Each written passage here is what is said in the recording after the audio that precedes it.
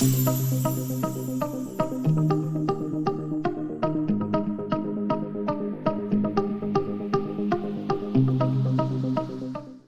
what's going on, everybody? Today, what we're going to dive into, because there's a lot of good stuff going on right now, especially in the government.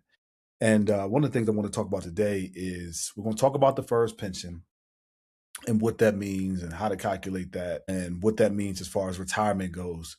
But today is a big week because with OPM, July 1st, they started the ORA, right? Online retirement. And so that starts July 1st. And so we want to talk about what that means because a lot of folks have been talking to us and we have a lot of people that were retiring this month and they're going through that process with the online retirement, the whole digital process. And I want to talk about what it means to you, especially if you're planning on retirement by the end of the year or so, and because you'll be engaging with it, and what the difference means, and what some of the good things are, what some of the pitfalls are, and then also helping you understand the timeline that and how that might alter the timeline and what it won't alter, right? And so I want to make sure we go through that.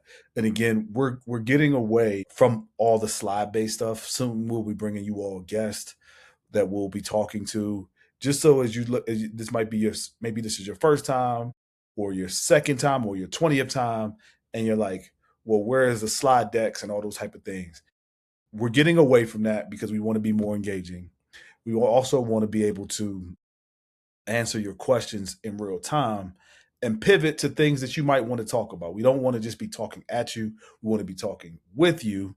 And that way, this is more conversational. And that way, people can grow together, right? If you come on here one day and you have a specific thing you want to ask, we want to make sure we open the floor to you to be able to do that.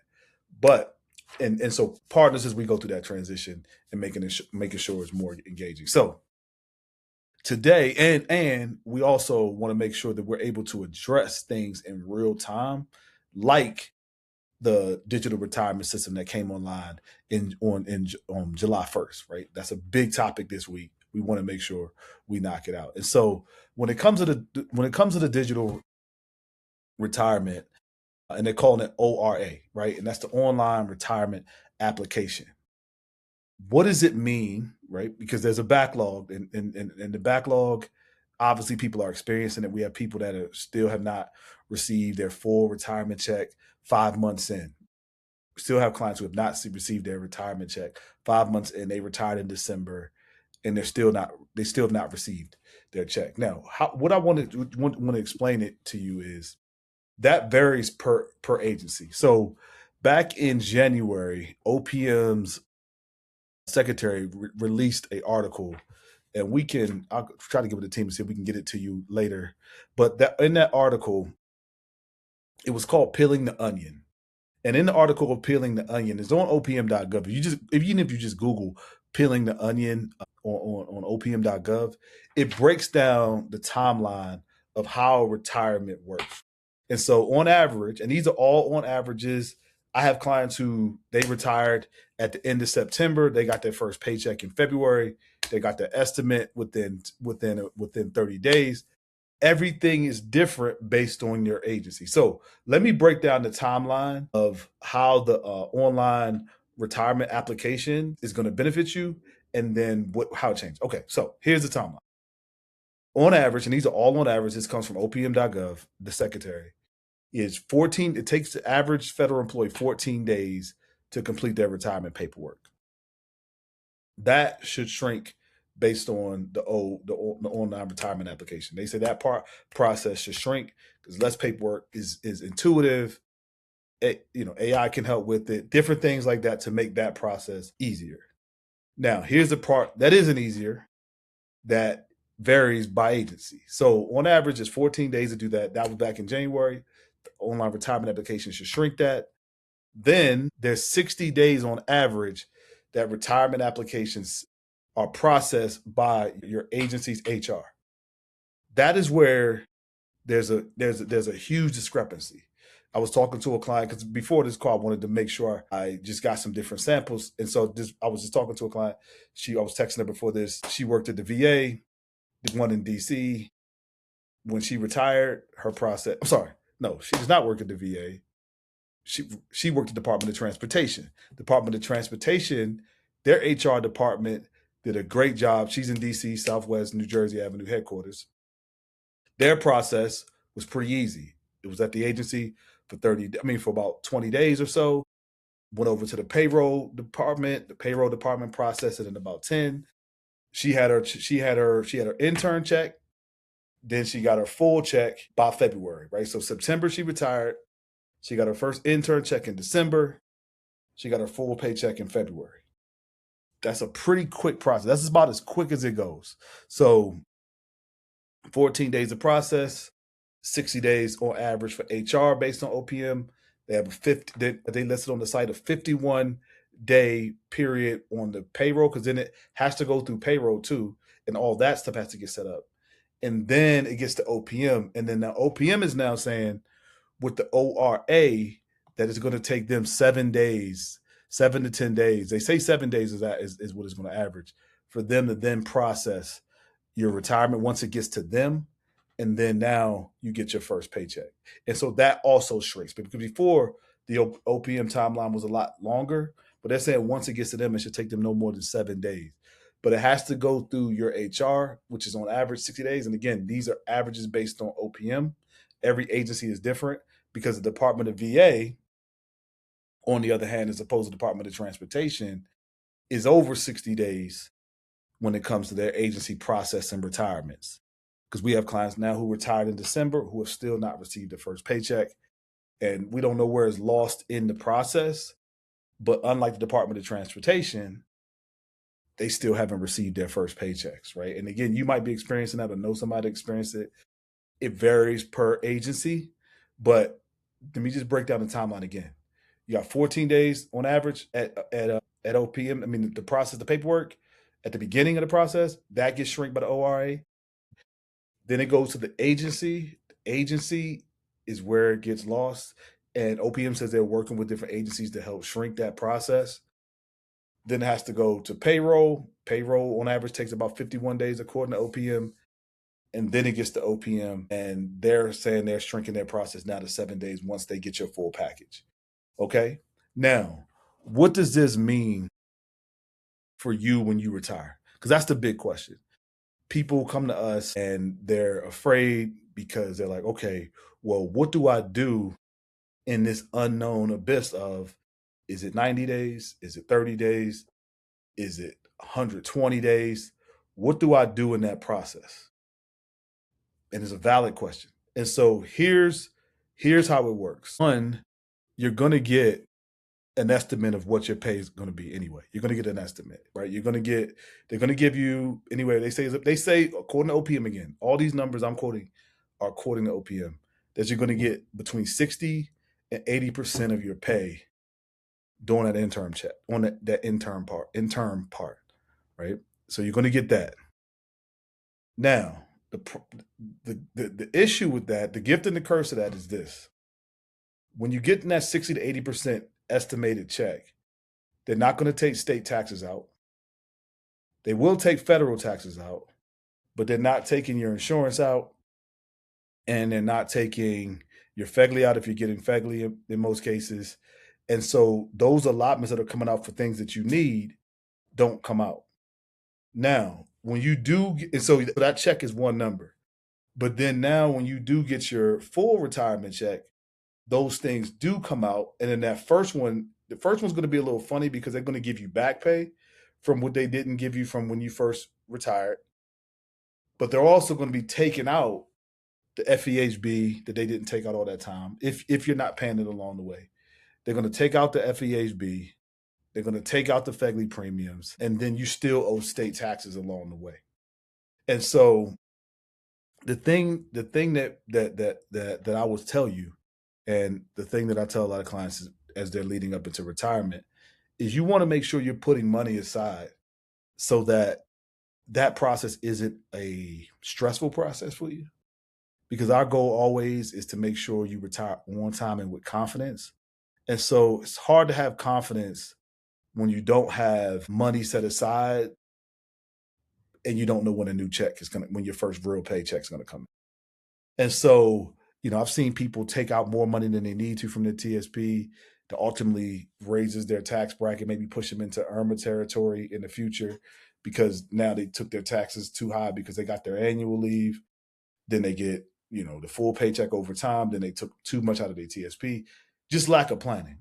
If you meet with us in our TSP finish line process sessions, we help you plan for that. If we see that there is a possibility that if you take too much, it might push you into another tax bracket, might affect you, impact you with IRMA and things like that, then we will either help you come up with another strategy to help you see that and alleviate that. Because again, when you retire, it's stressful.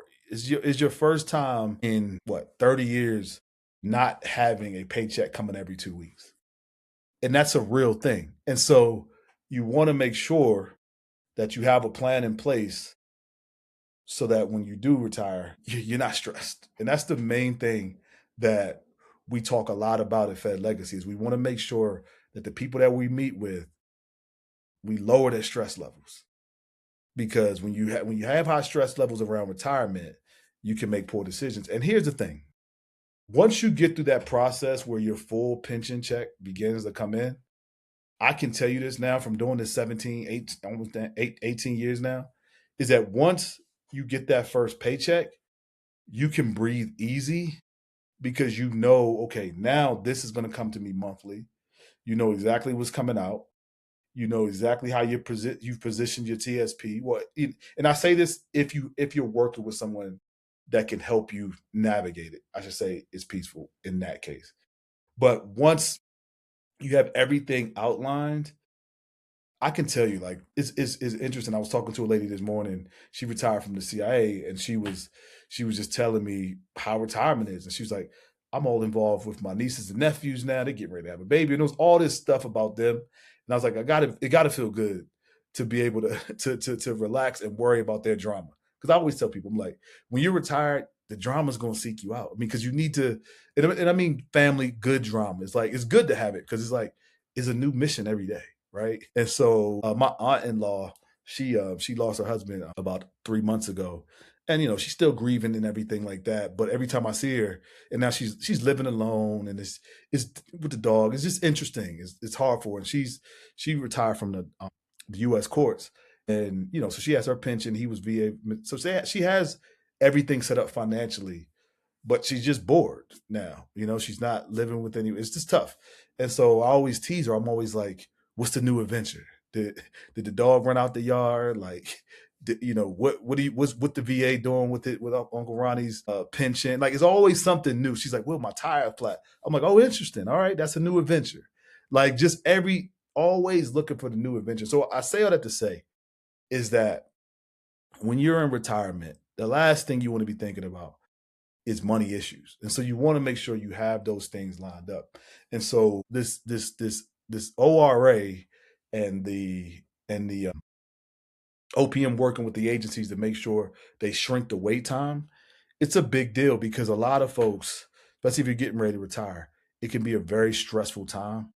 And so shrinking that timeline is super important, but making sure that you make the right decisions financially during that timeline is another very important thing. And so here's what you want to do. You want to make sure that if you're getting ready to retire in the next year, you want to make sure you put some money aside to fill that gap. I always tell people at least have 2 to 3 months worth of savings set aside because you're also gonna get your annual. You're also gonna get your annual leave, so you're gonna get that check too if you have some, right? So you want to make sure you have at least 2 to 3 months aside because the annual leave could be 1 or 2 months itself.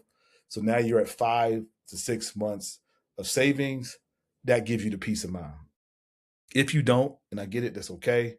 You want to make sure that you at least take maybe some money out of your TSP if that's an option.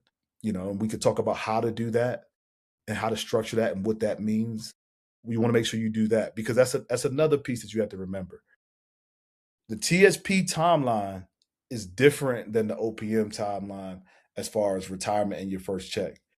TSP TSP gets word through OPM that you are retired or through your agency that you are retired. They get that word earlier, And so I've seen clients who, like for example, the lady that department retired from the Department of Transportation.